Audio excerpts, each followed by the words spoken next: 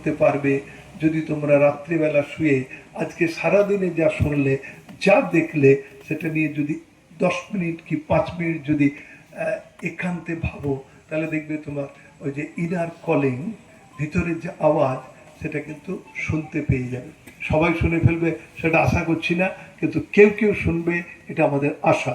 এবং আমরা আশা করব আজকে এই যে সুন্দর একটা পরিবেশ, আমার যারা জাজ তারা বলছিলেন যে এই পরিবেশটা মাথায় রাখবে, মাইন্ড একদম সেট করে রাখবে যে আমরা যেখানেই যাই, যেখানেই কাজ করি, যে কাজের সঙ্গে যুক্ত থাকি, সেই জায়গাটাকে কিন্তু এরকম শান্তিময় করে রাখবো, এমন স্নিগ্ধ করে রাখবো, এরকম ভালোবাসার একটা জায়গা বানিয়ে তুলবো, যেন আমাদের দিয়ে, কাউকে দিয়ে যেন কোথাও পৃথিবীর যে প্রান্তে থাকি না কেন কোনো মানুষ আহত না হয় অন্যায়ভাবে, কোনো মানুষের যেন ক্ষতি না হয়, এবং এই পৃথিবীর যেন ক্ষতি না হয়, প্রকৃতির যেন কোনো ক্ষতি না হয়, এবং সমাজ, দেশ, কারোর যেন কোনো ক্ষতি না হয়।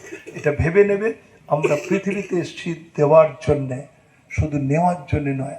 আল্লাহ আমাদেরকে যে মাতৃগর্ভ থেকে দিতে শুরু করেছেন, মায়ের থেকে নিচ্ছি, বাবার থেকে নিচ্ছি, পরিবারের থেকে নিচ্ছি, সমাজের থেকে নিচ্ছি, প্রকৃতির থেকে নিচ্ছি, পৃথিবীর থেকে নিচ্ছি।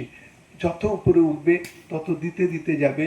যেদিন যাবে সেদিন দেখবে যে তোমার যাওয়ার দিনটাও কত আনন্দের হবে।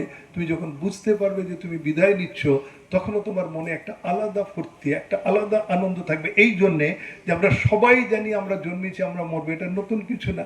অতএব তুমি যখন বুঝবে যে আমার কাজ, যে কাজের জন্য আল্লাহ আমাকে পাঠিয়েছেন, সেটা কিছুটা হলো করতে পারলাম, আল্লাহ শুকরিয়া আদায় করতে করতে এই পৃথিবী থেকে বিদায় নেবে। আশা করি আজকের এই অনুষ্ঠান আমাদের এই জীবনকে, আমাদের এই যে কর্মক্ষেত্রকে অনেকটা আলোকিত করবে, এবং সমাজ, দেশ এবং পৃথিবী আরো সুন্দর